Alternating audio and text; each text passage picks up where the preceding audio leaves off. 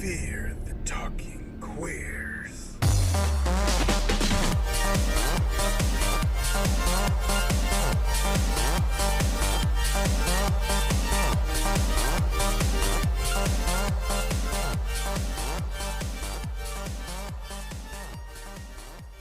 So we have officially made it to July. Well, when this comes out, it'll be July. It will be July. It'll be July 8th when this comes out, so we'll have already passed July 4th. But as of right now, we're not even close. Yeah, we're not really close right now. But so I wonder what the world's gonna be like when this comes out. Like, what is some? I'm hoping that we have a new definition to the 4th of July by the time this comes out. That's what I'm hoping for. I mean, I think the definition has definitely already changed, or at least how we are feeling about, the country at the moment. Exactly. And, Because you know what I got in the mail today? What'd you My get? Black Lives Matter flag that I bought from the Black Lives Matter website. So it's like the official one. It's black. It has white letters with the 2 yellow stripes. I'm gonna hang that in front of my house for the 4th of July. Oh, see, there we go. It's changing right before our eyes. So happy 4th. Happy 4th.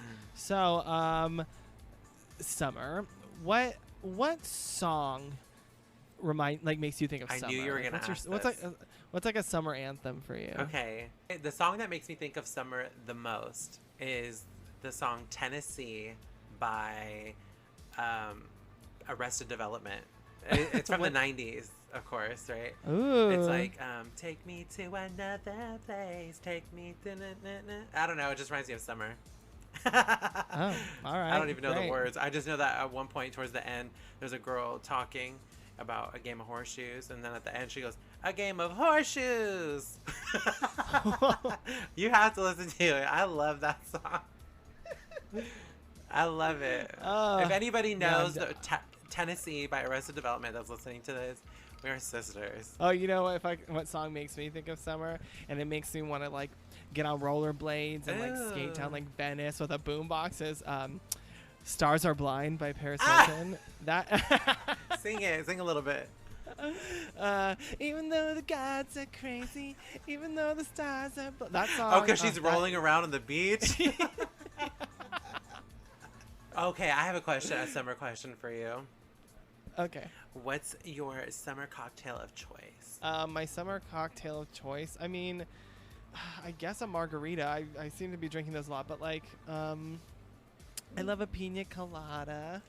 You love a pina colada? No, yeah, I love a pina colada on the beach. Like in Mykonos?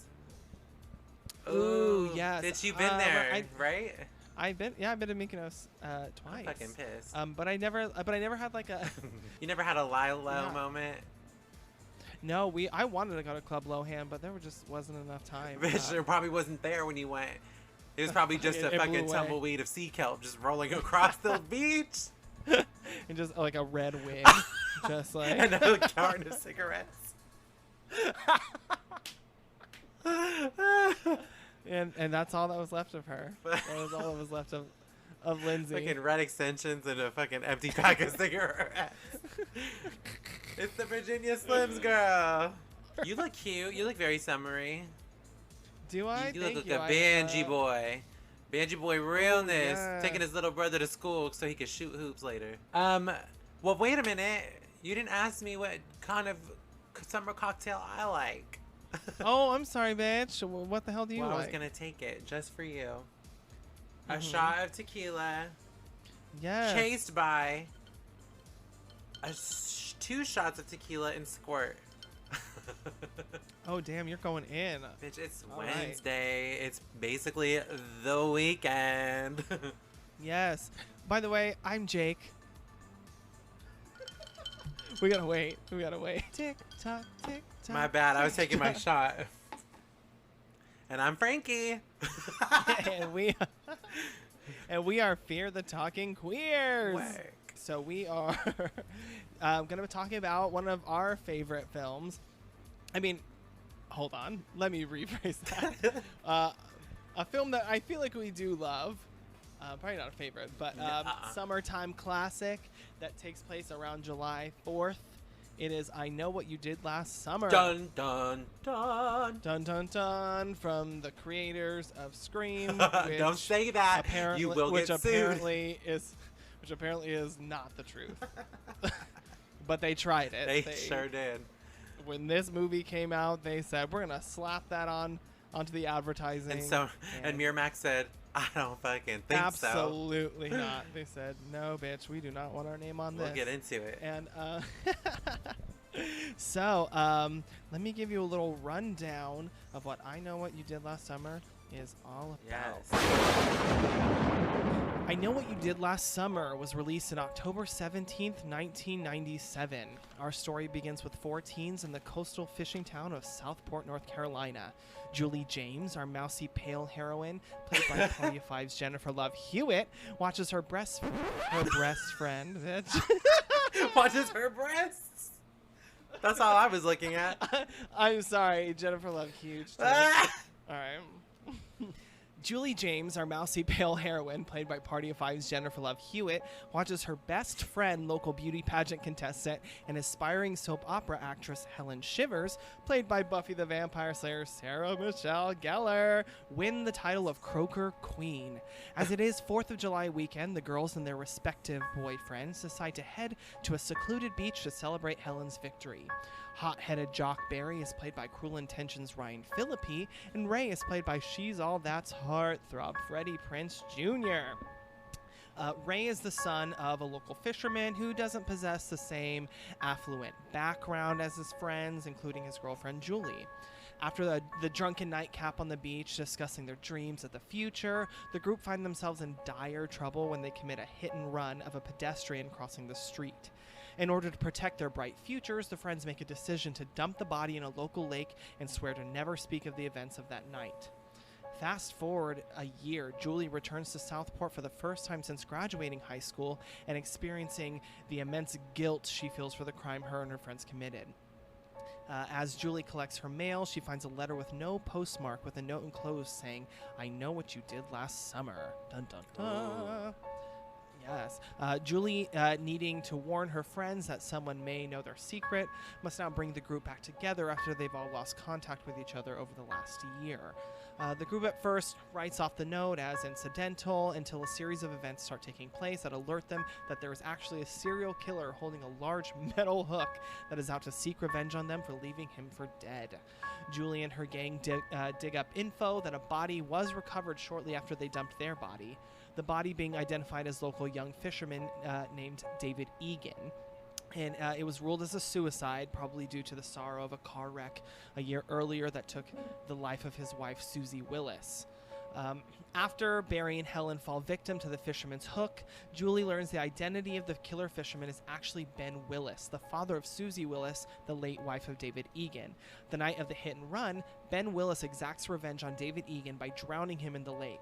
As he was leaving the scene of his crime, he's hit by our 4 leads. As he was not fully dead when his body was dumped, he is out for revenge on the teens who hit him. In an epic finale on the fishing boat Billy Blue, Julie and Ray defeat Ben Willis, severing his hand and throwing him into the lake, but no body was ever recovered. Notable characters and kills include a young Johnny Galecki of The Big Bang Theory as local sniveling creep who gets a hook to the face, presumably for witnessing the crime.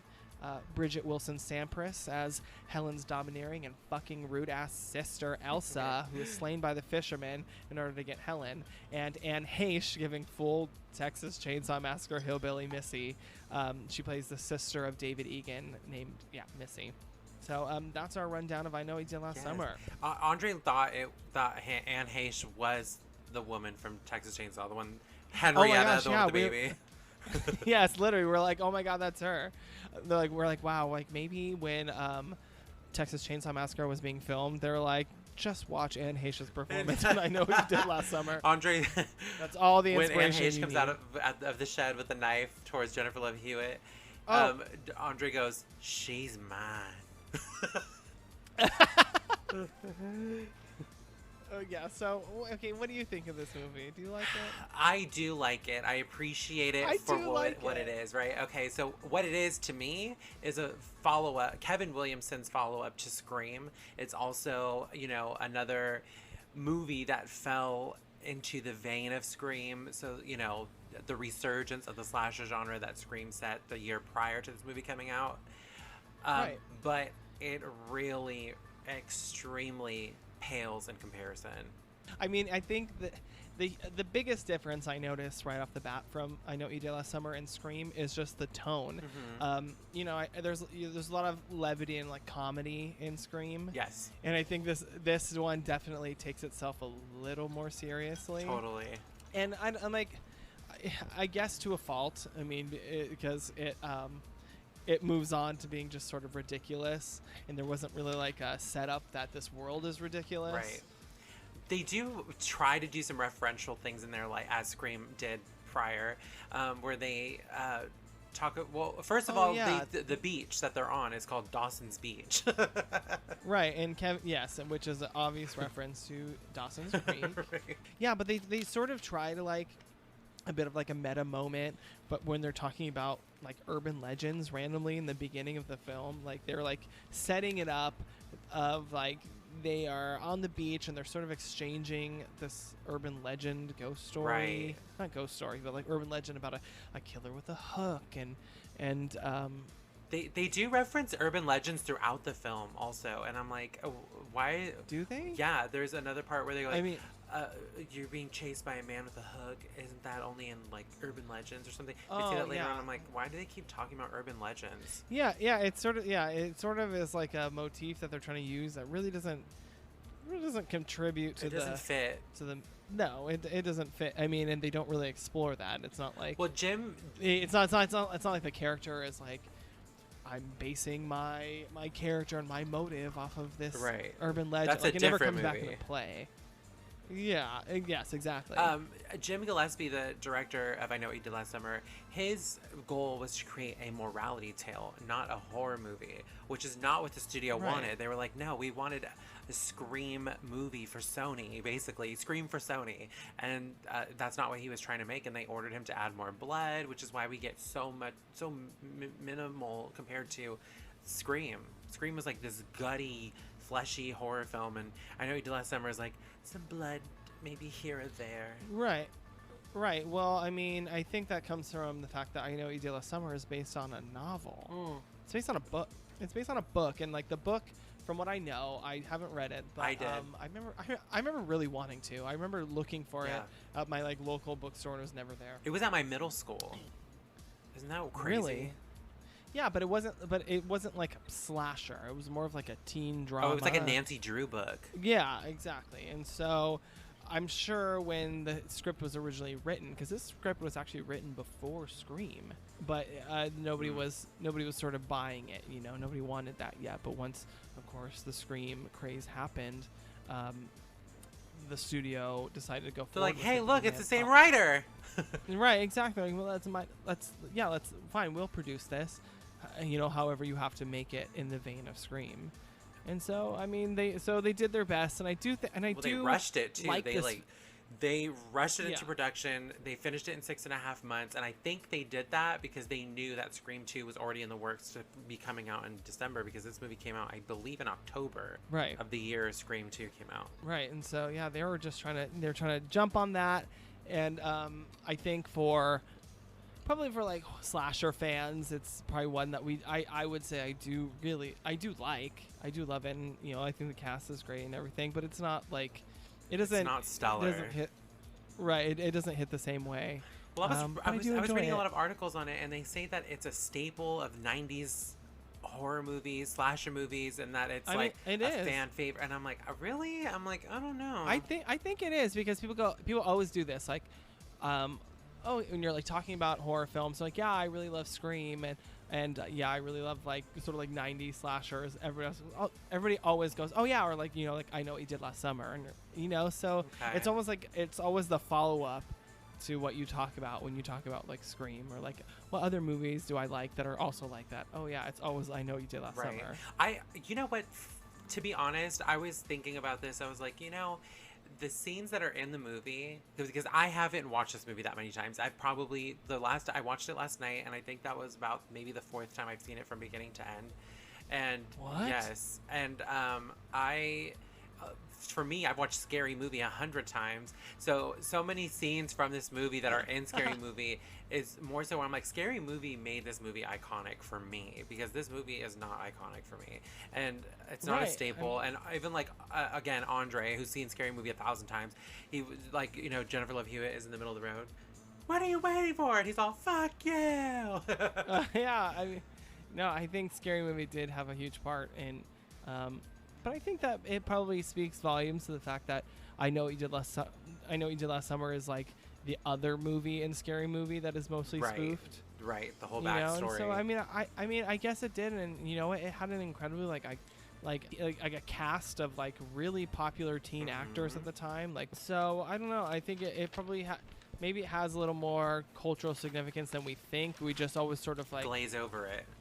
Yes, we always sort of like put it as runner up. Right.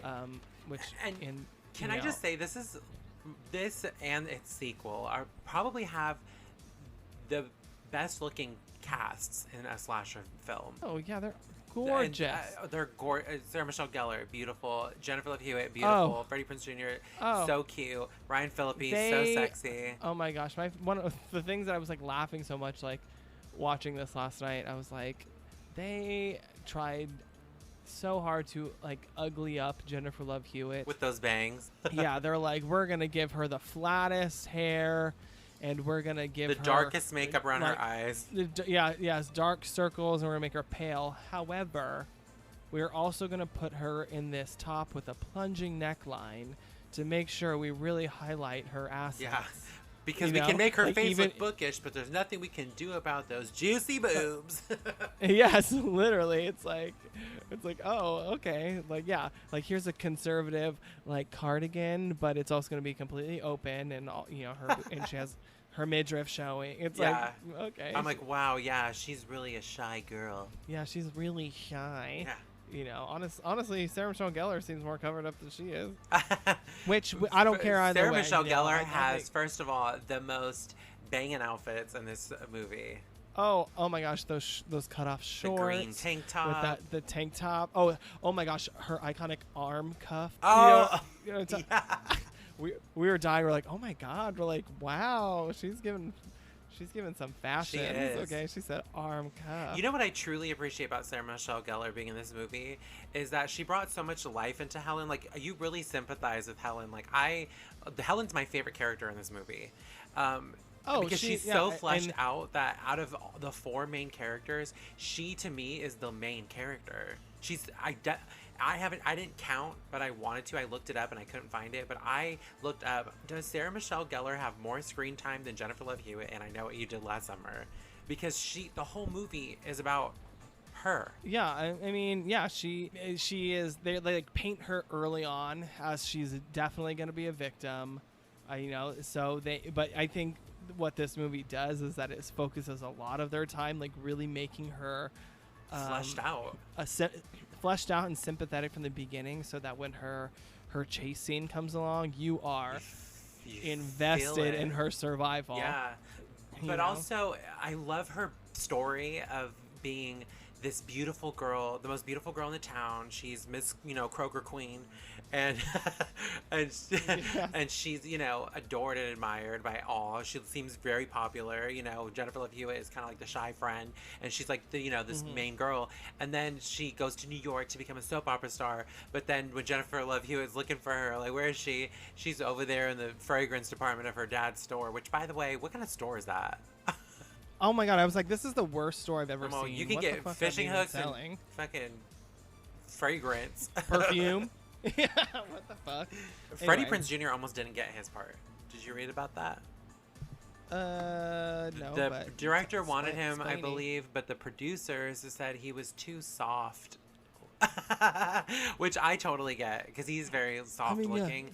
I think they wanted somebody more Billy Loomis, which is not Freddie Prinze Jr. Right, because like for a portion of the movie, they sort of set it up that he could potentially be the killer because he's different than them. He's poor. He's poor. He comes from a different side of the tracks or whatever, and like he never fit in with them completely because he didn't have what they had. So they like try to like build it up that he's he's the killer, and at one point I love how they have to make him poor to be a red herring.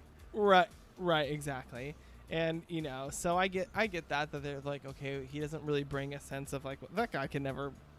Yeah, he can never kill anybody. Be a killer. So I guess he's so sweet. I guess he got turned down, but got another audition and cut his hair and like worked out a little bit, and so that's what.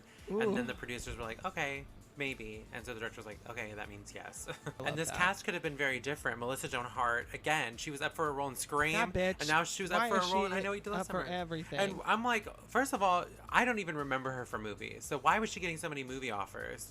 You ever see Drive Me Crazy? I've watched the music video 100 times. It's crazy. So Melissa Joan Hart, she was offered a role in Scream, and then she was offered a role in I Know What You Did Last Summer, and she turned it down. You know what her reasoning was? This movie is just a ripoff of Scream. Which you also weren't cast in, girl. So who you trying? Sabrina. Yeah, Sabrina. Reese Witherspoon also auditioned for a role in this movie. Again, she was up for the role of Sydney. Then she was up for the... She needs to... I don't know if she was up for the role of it up. Ellen or Julie. I kind of feel like I would have loved her as Julie, just given her work in Fear. Oh, yeah. I mean, Fear... Yeah, I feel like it was all leading up to her, probably. Like, this is the one you were meant for. Yeah, which is a better film than... Not Scream, but I Know What You Did Last Summer. She didn't get she turned down the role, but then the director went to her and said, do you know any hot young actors that like would be perfect? And she was like, yeah, my boyfriend, Ryan Phillippe. And that's how he got his role, and then that led to the role. He and Sarah Michelle Gellar both got their roles in Cruel Intentions because of a producer from I Know What You Did Last Summer. See, it's like once you get that ball rolling, that momentum going, you're set. Yeah. It's just about getting your big break. And I love them in Cruel Intentions. Cruel Intentions is by far superior film to I Know What You Did Last Summer. More, to many teen films from the 90s. On the poster, they had that tagline from the creator of Scream. And Miramax was like, no, first of all, he is one of the creators of Scream, but you don't have the creator of Scream. But at the end of the day, the writer is the one that conceived the idea. So technically, he is the creator of Scream. Just wanted to throw that out there. Writers deserve more credit than what they get. That's right. Hell yeah. So we love...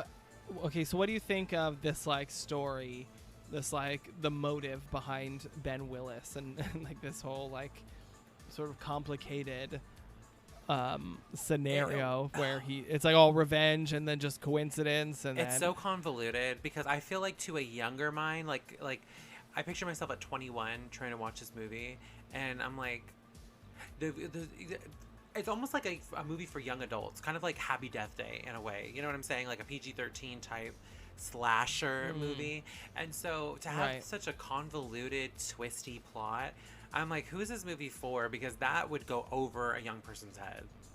Right. I mean, it's very, like, I think it does. I think because it probably did come from a book and all this. So there already it was like a mystery book. So I think they really do. The book is foolish. Yeah, of course it is. Like, but they try to keep that element of like a mystery where like you are trying to follow clues, and there's a lot of red herrings in like people who like they try to like frame as the killers, but at the end of the day it like comes out to be somebody that they didn't even know. That they don't even care about. He's an awful man. Come to find out in the sequel, he's awful, worse than we thought he was.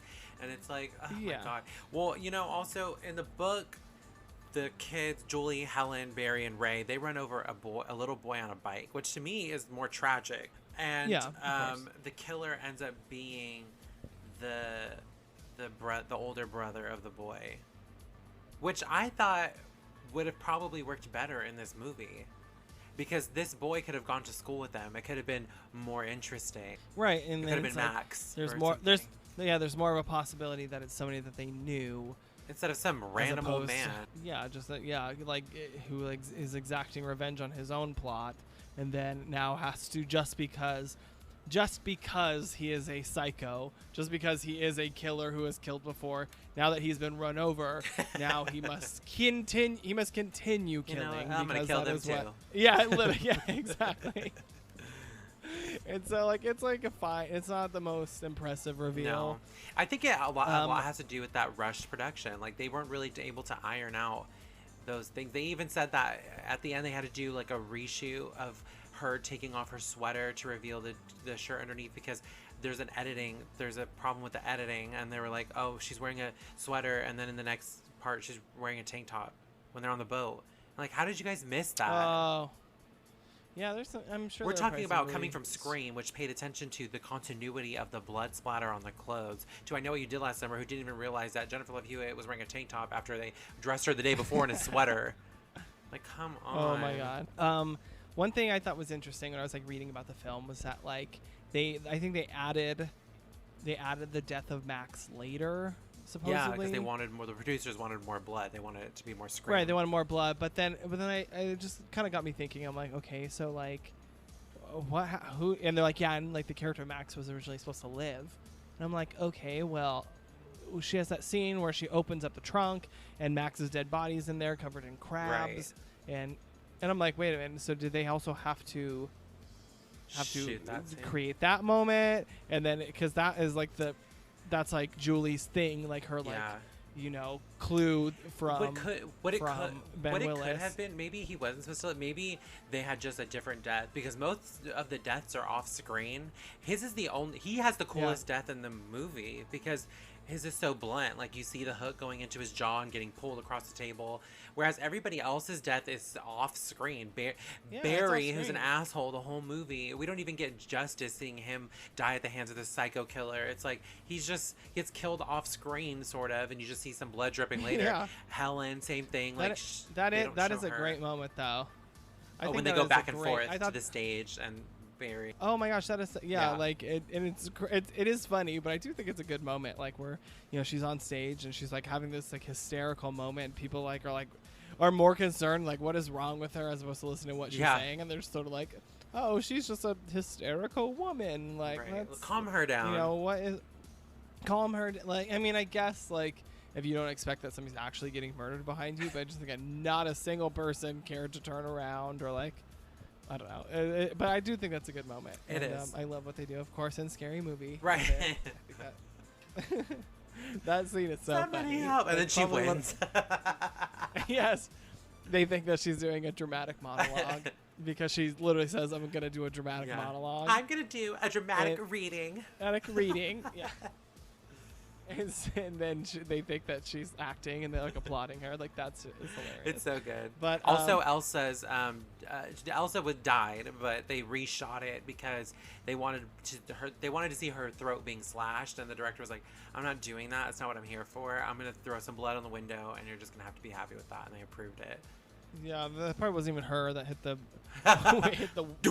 They're like, we have to do this later. They're like, hey, you put this wig on. Just you go. The costume designer, put that costume back on. Yeah, she's like, it's a man in a wig. Yeah, literally. So then we have to talk now about, like, do you consider Helen Shivers' chase scene like the best of any chase scene? Absolutely. Nothing tops the chase scene. It's so long. She goes through so many different settings. It starts in a police car, and then it goes across town, then it goes into the store, and then pretty soon it's in like an attic, or where are they? Or no. Oh no! It's like in the the attic of the department store. She jumps out of a window, and she goes through this alley maze. You are rooting for her so hard, and it's her fault that she dies, though, because she turns around.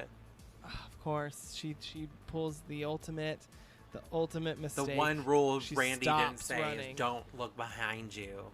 So we see her. She like hurls herself out of like the second story window into a pile of garbage, and she like is hobbling down the alley, and she's like almost to the parade. The 4th of July parade is going on, and you're like, yes, we've seen you fight for your fucking life. And then she hears a noise behind her, so she turns around. How did she even hear a noise behind her? There's a marching band in front of her, but for some reason she's like, gotta turn around, and somehow, I don't know how Ben Willis does it. Like, Ben Willis just appears right behind her. That's an issue that I have with this movie. Why is he a regular man that they cannot, for some reason, take down? Well, also, he has the most impeccable and fastest cleaning skills ever. That body, when it disappears from that trunk, I was like, I'm like, with all those crabs. between this movie and the sequel, I literally think that Julie James is schizophrenic. Is crazy. Wait, I was gonna bring that up. Okay, well, all right. I think that should that bring us into our second half of the show? Let it, because I have a lot more to say about that crazy movie. All right, so why don't you tell us what that one's about?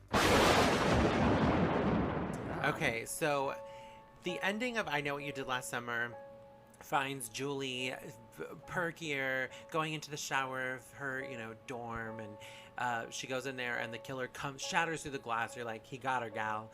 But then we cut to a year later where we find out that Julie is just traumatized, and she keeps having visions, hallucinations, and nightmares about Ben Willis and his fisherman slicker.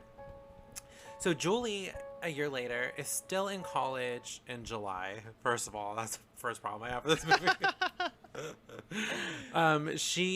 That's hilarious, actually.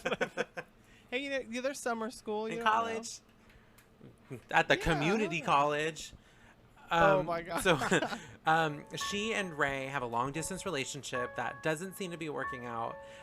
Julie has found new friends in Carla, played. I love Brandy as Carla. Brandy, 90s R&B star. Yes, and I think that they really, I don't know if they were like, wow, we really made a character that everybody loved with Helen. We got to give her another best friend that is equally loved. Oh, yeah, totally. And Brandy brings it. And is, and I think, Brandy as Carla Wilson is great. And there's a Carla Wilson's boyfriend, Tyrell, played by Mekhi Phifer, who I also love. And then random nice guy Will Benson. Who seems to be crushing on Julie. Julie, again, is constantly hallucinating and having nightmares from her trauma, but what? Constantly hallucinating. You're right. She is the whole first 20 minutes of the movie is her freaking out over her imagination. Like, my God, this girl, help her, please. Right. So she's obviously having trauma. But a silver lining comes in the form of a radio station contest won by Carla. The prize, a vacay in the Bahamas. Also, the radio station called you. First of all, red flag, scam, spam. Thank you, ma'am. Okay, but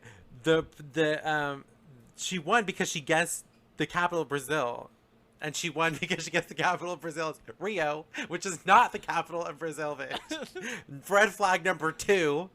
Yeah, but they don't know. They were like, whatever, sure. And she whoever, not to give it away yet, because we'll get there in a second, but like the killers had this like plot that they used to like fucking get elaborate. Them where they need.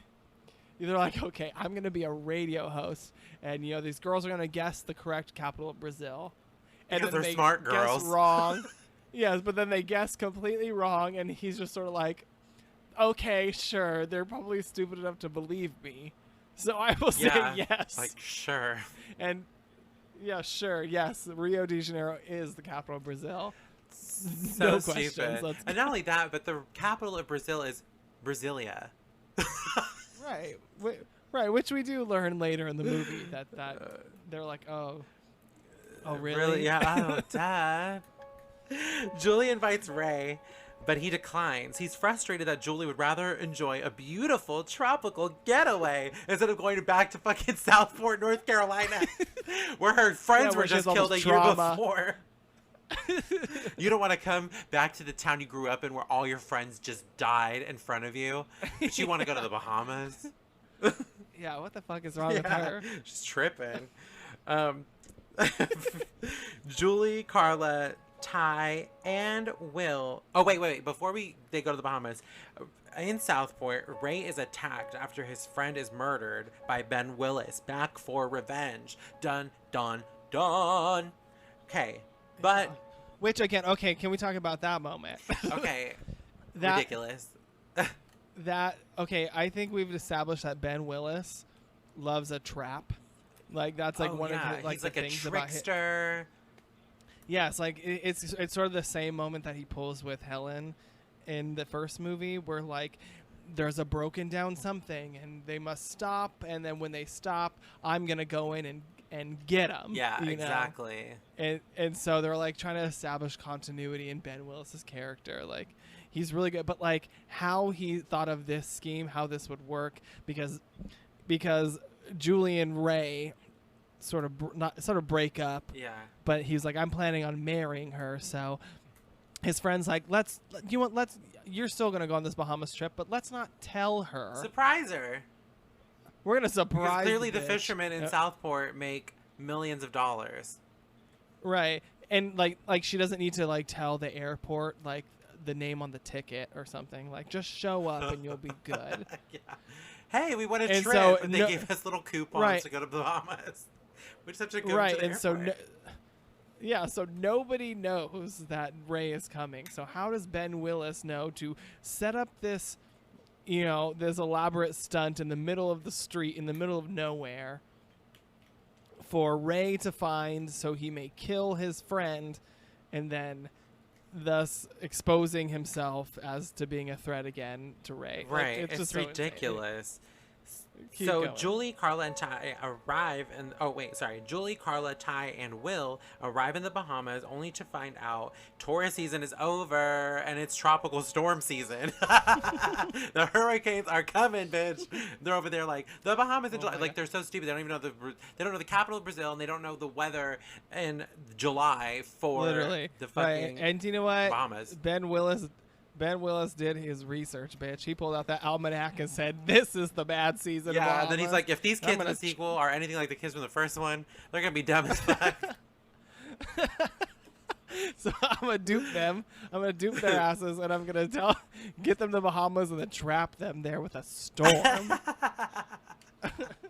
So everyone in this hotel is a fucking asshole. The front desk guy is an asshole. The bartender's an asshole. And Oh my god, yeah. Front desk guy from Reanimator. and then Jennifer Esposito as Nancy, the fucking rude ass bartender. Right, which I love how in the script they were like, looks exactly like Jennifer Esposito. So they probably were like, well, let's just cast Jennifer Esposito in this. Yeah. She's probably like, yeah, sure. She's like, sure. How many days have to Sure, be on I'll set? take a break. 2? Yeah, I'll do it. Yeah, she's like, I can do this in between this and Dracula 2000. Sure. Which by far is a superior film. Yes, of course. So everyone in the hotel's an asshole. And then there's the local drug dealer, Titus, played by Jack Black. Oh my god. And his worst performance of anyone's career. Literally. This is such a cringy ass character. Like, no, but even still, why did this character need to exist? For a body count. count. What was this character's... Also, yeah, what was this character's job? Like, this character's job was literally like, he's just the weed guy. I think he was just like a white guy who took on the life of, listened to reggae and loved the Rastafari or whatever. It was like, I'm going to go to the Bahamas instead of Jamaica. But I'm going to go to the Bahamas, and I'm going to sell weed, and I'm going to get dreads, and I'm going to embrace the Jamaican culture in the Bahamas. Oh, Jesus. That's what I think he was. It's fucking... It's the most embarrassing performance. It's cringy. Oh, yeah, he's not even credited to be in this movie. And to be honest, if I were him, I would welcome that. I would have them edit me out. I'd be like, how much money do I have to pay you to edit me out? Yeah. I never want to see this ever again. So the body count begins with some of the resort workers start to be killed. Titus is killed, Anyway, so Julie realizes that she's no longer hallucinating, but the terror is actually all too real. Oh, again? Yes, it's happening again. So they are all attacked. Ray shows up to save the day. Ben has made it to the Bahamas. The bellman Estevez, or what's the name? Estevez, tries to protect them all with voodoo magic. Oh my god, okay, let's talk.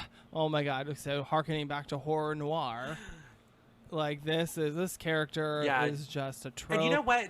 They do a good job with not making Carla and Ty tropes, like black caricatures. Right, but then they have which I agree. Estes, and he's exactly that. I'm like, is this the same character from Child's Play and Candyman? Yes. Right, exactly. It's like that the wise old black man who does voodoo. Yes, but and then the voodoo element, which, what the fuck? Okay, you watch this movie, and they try to establish that voodoo is a red herring in this movie, but it has absolutely nothing to do with anything. And they're like, oh, well, maybe Ben used voodoo to get the words "I still know what you did last summer" on the karaoke machine. Oh my god! Well, no, that moment, I've watched this movie probably 8 million times. I was obsessed with this movie as a kid. I even made my poor mom watch it with me, like as a kid. And she's like, "What the fuck are you making me watch these movies?" This movie for? sucks. And yeah, literally. And I think watching it last night was the first time I realized, like, oh, I think that karaoke moment is another like symptom of Julie's like really fucked up head. Okay, so it's not real. Like I don't know. I mean, I love how it's in red that too. I still know what you did. I think that has to be a hallucination. I think amongst all of this happening, she's also going through like a really crazy psychotic breakdown that they don't address. They don't address it. She's clearly nutso. He's been trying to protect them with voodoo this whole time. It doesn't work. So the whole element is trash. It's because everybody in the resort staff is killed. The maid, the boat docker, everybody's killed. Titus and Tyrell die. And even the voodoo priest himself dies. And then Will Benson comes forward and reveals that he's Ben Willis's son. So you get the name now, Will Benson. That is the like we like laughed out loud, and I knew it was coming. Yeah. But like wow, he's like, I can't believe they were so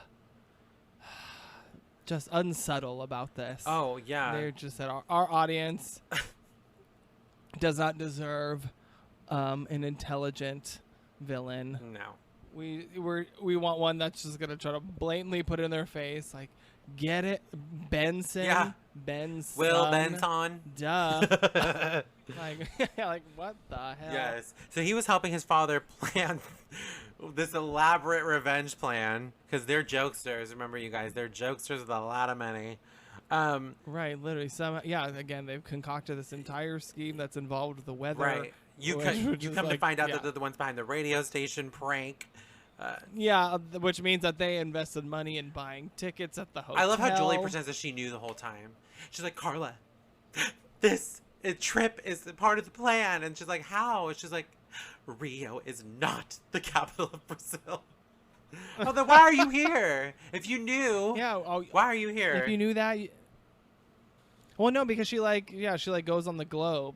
There's like a globe randomly, and oh my god, one of my favorite moments of the movie. Yes, no, she's like, after they go and after they have the incident where she almost gets like fucking baked potatoed in the tan bed, tanning bed, which is also a ridiculous moment. So there's like a moment. I know. I was like, I thought Final Destination 3 really came with that ridiculous, but no, here it comes. Here it is, and I still know what we did last summer. Yeah, right. So like Julie goes into a tanning bed, and then Ben Willis comes in while she's in there and zip ties her into it and turns up the heat all the way. Which, first of all, why does the tanning bed even have that? Like, let's see. I commit myself at 450. Like, we're gonna give never be in the red zone, but I'm gonna just in case you want the option. Well, not only that, but she thought she saw a dead body in her closet. Why is she tanning? Yeah. Again. Oh yes, another moment where Julie is traipsing through the hotel and she sees a hanged dead body in her closet. She freaks out. She tells everybody. Everybody comes to look, and again, miraculously, Ben Willis has managed to deep clean this closet. Not a trace at all. Not of the dead one body. Drop of blood, Mama. Again, CSI couldn't find that killer. Literally, and I'm like, again, is this like another like hallucination she's having? I don't know. So the movie ends because Ben accidentally kills Will while trying to kill Ray because they're fighting, and then Julie toughens up and shoots. I wrote Bill. Ben shoots Ben dead. So our survivors come out to be Julie, Ray, and then you find out that Carla survived too. And they're all rescued, and Julie and Ray move in together. And the last we see of Julie James is her being pulled under a bed by Ben in their new home. But is it real? I guess we'll never know because we never see these people again. Yeah, and because this movie was shit, so they're like, "Fuck this." I think that Julie is in a padded cell somewhere, just I don't know, banging her head against the wall. I mean, my God, she's fucking. she definitely did not handle this as well as Sydney Prescott No, did, Sydney made it through 4 movies with her mental health Right, like, in she full tag. Not to say anything about mental health. Well, no, I don't think she didn't get paranoid until Scream 3. So she still had a whole nother massacre to go through before she got to Julie's point. Sydney Prescott is definitely a strong woman compared to Julie James. Julie James is fine. I kind of feel like she goes into it crazy. Yeah, she's kind of crazy. She's kind of Her nuts. mom is, mean. She says she looks like shit. Yeah.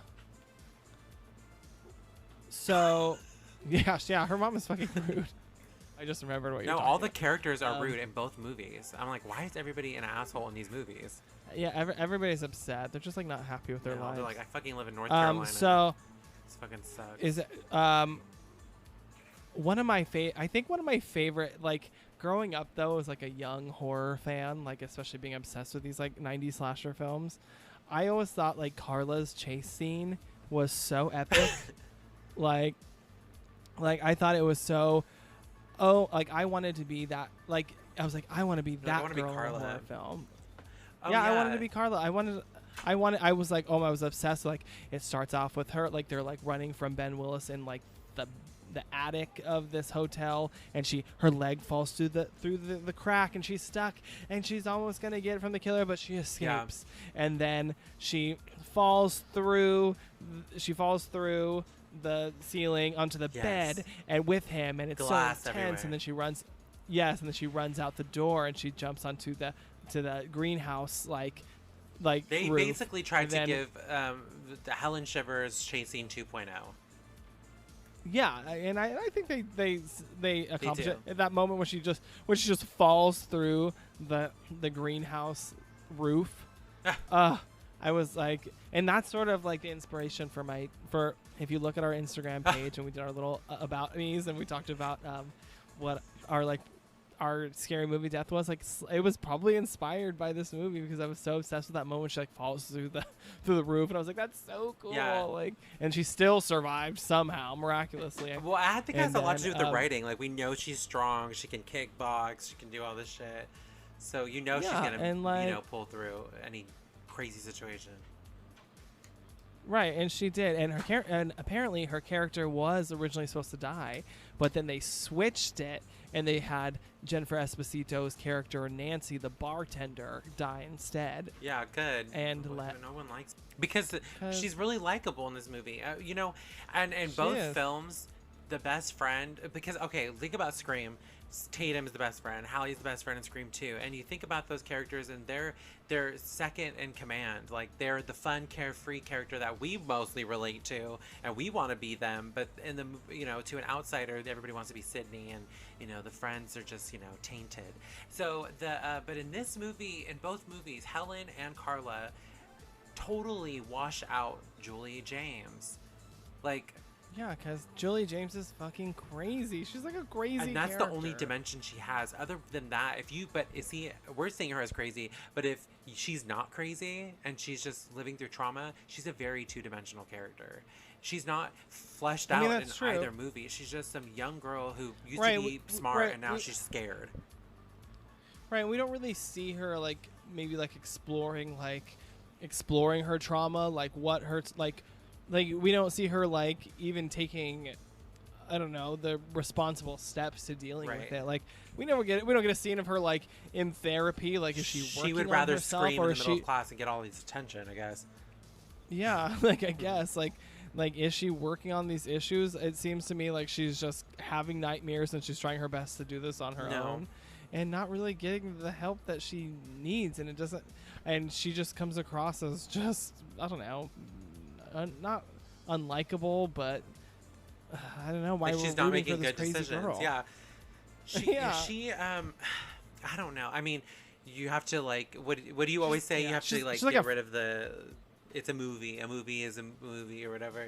Movie's got a movie. Movie's got a movie. Yeah. But even thinking back, looking back at I Know What You Did Last Summer, Helen Shivers, we know her estranged relationship with her dad and her sister. We knew what her dreams were. We knew what she did after high school. We knew that it didn't work out. We knew who she was in love with and all this stuff. And Julie, I mean, like, do you really know? Do you ever know what her relationship was like with her two-dimensional mother? No. Yeah, like we like kind of get like a slight glimpse of her family. We don't really even. What is she even like political science? She's in a political science class. And she's failing. Class, so It's like, damn girl, what are you good at? And yeah, like she like, yeah, we don't. She's not like, I don't know. She doesn't have many redeemable qualities. No. She just seems like more of like a really frustrating friend. Yeah, I feel like she should be the friend character. Literally, like like she's just like some crazy erratic friend. And then also like in the sequel, Carla, I think that Carla might have the same amount of screen time, if not maybe a little bit more. She's funner. The way Brandy plays her is more effervescent, and it's like you love this character and you really want her to live, and the other two you're kind of just like, let's just off with their heads. Yeah, and thank God, you know what, we had somebody to root for, and she lived. She survives. And it plays into what we were just talking about a few weeks ago, where it was like people of color in these movies would survive. And Brandy, as Carla, totally proves that. Like, she knows how to fight. She's smart. Well, she doesn't know the capital of Brazil, but otherwise she's smart. she's street smart, okay? She knows how to survive, and she's tough. She does. She's tough, and she can survive falling through a roof. And Brandy glass. auditioned for this role despite what the character is written for. They described Carla as being a white girl who's in an interracial relationship with a man named Tyrell. So Carla was intended to be white, and Brandy was like, I'm going to do it anyway. And the producers were like, that's right. Yeah, that's cool. We have that. Now we have that hip hop element that the urban crowd likes. Oh my God. I definitely do like. Yeah, like I do feel like the best person for the role got it. Like I feel like that like it's very rare that we see that that sort of justice, but like I think that she probably played the role better than most. Oh, yes. Even like the little subtle things, like they show her and she's kind of just like dancing, like waiting for her ride to show up for the Bahamas. Oh no. No, she is the every good friend. Yeah, she's gorgeous. Mekhi Phifer is really cute, and I'm like, they look good. Like they add to that thing that the first movie had, where the main four characters are all like really nice to look at. Yeah. I mean, maybe that's the biggest detriment of the movie, is that the main characters aren't interesting enough to keep the story going. We're about to go on Scream 5, right. Bitch. Like, and not to keep comparing this movie to Scream, but like that was. You can't help it. That was like that's like the literally bar, the inspiration for them to put this movie into production. So, final thoughts. Like, what do you think? What are your final thoughts on the film? Well, my final thoughts on the film, that Peter Jackson, when he was approached to direct the sequel to I Know What You Did Last Summer, and he said no, I think he made the right choice. Yeah, no, I agree. I also feel like they tried too hard to be Scream, and it didn't work with the vision of the director. The sequel sucks. I think they tried to go in that more satirical route, and it didn't work yet again. It just didn't work. It just did not work. The only saving grace of either of these movies is Sarah Michelle Gellar as Helen Shivers and Brandy as Carla Wilson. Other than that, this movie sucks. Both of them. No, I agree. I think they are the saving grace of the film, but for some reason, I have a soft spot for this film, for both of them. I have a soft spot for I Know What You Did Last Summer. I'll still watch them. I'll probably only like reluctantly watch I Still Know. I was just like, okay, then there's like a second one. Like if you want to watch that one too, we can, and then we watch and we laugh. Like yeah, it's like silly. I would rather watch I Know What You Did Last Summer and then watch Scary Movie.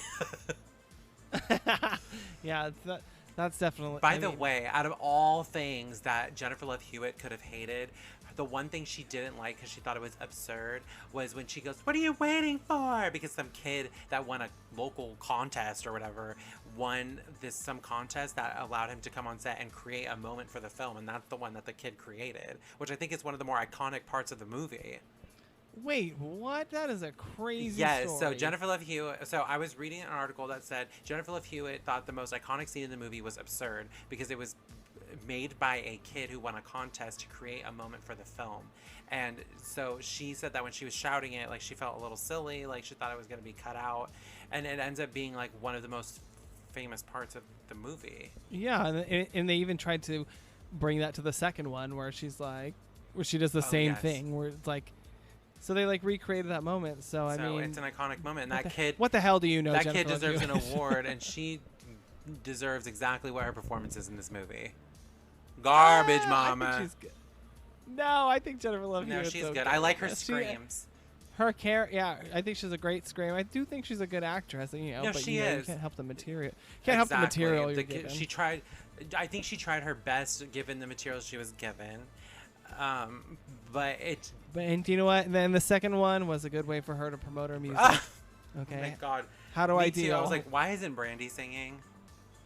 Oh, I know. That's literally what we said. We're like, okay, well, so when's Brandy's karaoke song? They turned it basically into a music video. It was horrible. I was like, oh, here she goes. Here goes Jennifer Love Hewitt singing "I Will Survive." Yeah, I'm like, and not great, might I add.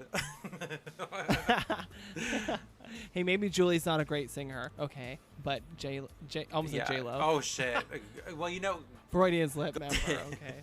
So to finish off our wonderful I Know What You Did Last Summer episode, I have a question. What is your favorite scene from this franchise?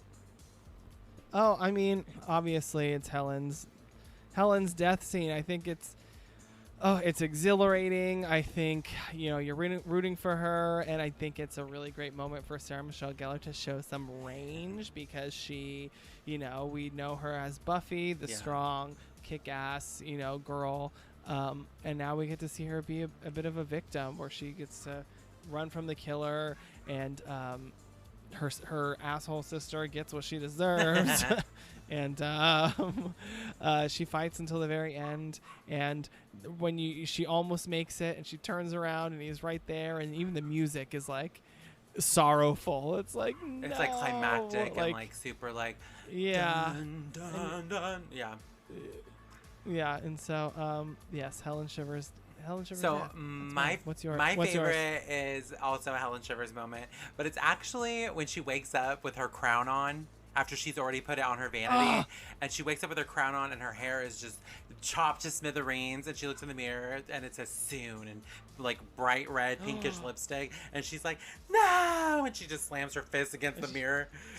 Yeah, she smashes the mirror because I think it speaks volumes to her, what her character is going through this entire time, like this beauty queen who feels like that was her peak, and it was her peak. And you know, her and Julie have some cute dialogue in the beginning where they're talking about their hair, and she's like, that's the key to success is the hair, beautiful luscious hair. Yes, which is foreshadowing, which is a different color than her ponytail. And I love the idea of this old man coming into her room and just chopping up her hair with some scissors or his hook. She doesn't wake up, and then he's like, what? He writes soon with the lipstick, and then he goes and he looks around the room and he's like, her Miss Croaker Queen crown, and he pulls it off the vanity and just chops it on her head. All right, well, I mean, I think we've said our piece. I think this movie has been torn to smithereens. Oh, yeah, it sure has, but do you know what? It'll always hold a special place in my heart. I guess we will see you next week. Sweet screams, bitch.